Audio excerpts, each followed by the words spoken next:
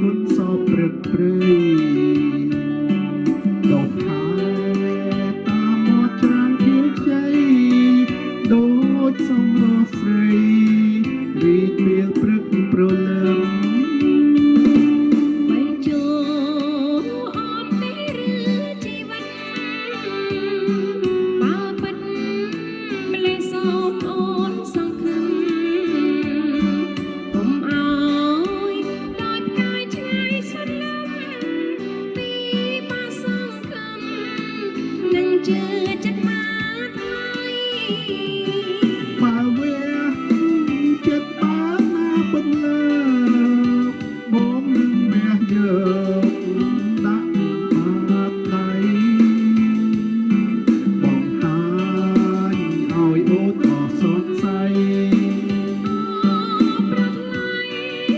ស្រីជឿចិត្តបងហើយតែអូន